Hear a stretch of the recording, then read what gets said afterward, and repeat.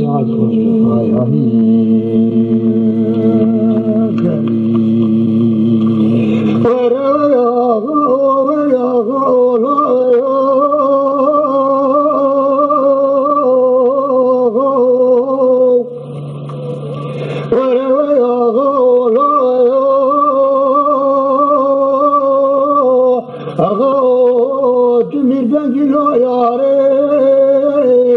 شاوت دبر دزك مريتا بيت قال له نحيل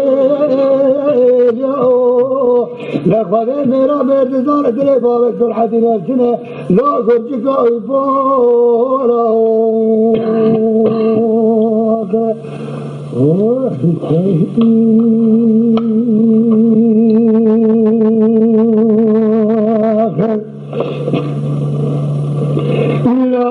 جرجتنا والشيخاري أبيك الرجل الوادي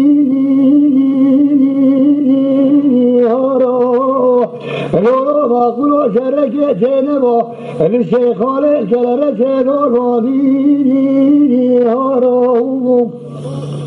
شيخا بسيدنا قابات كفيدو عبد الحميد وبابا منو أولي بيرفز كيلو فنو جارو ولي قاضي سليمان علي تيبوك برامك برا خابط لو سلفي فارو قسم بك بذات خالي وزيرو بكل قمان داران ويزبا الشام سير بكر لو باقمان دارو برانا وبرقب تاخر ربنا بلو جنادي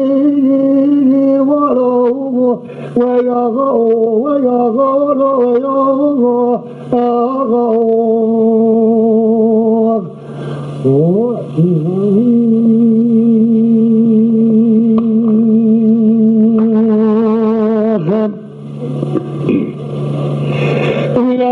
جرجتنا ولقد قال شيدنا البردين لو باقولوا قال جتنا لقد قال شيدنا البردين لسالة شدي برخي مرا سيدو جلال الدنيا يعني شركي ورداري لبجل بشر واصحابي نول دبرو بري ويا أتمير بجلو ياري شو أتدمر لديك مريتا تقالا لو نحين اليوم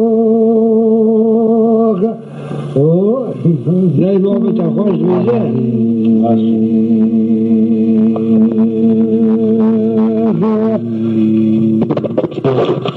Kaldır abi o. Serdar sabah çürük Serdar. ساعت خوش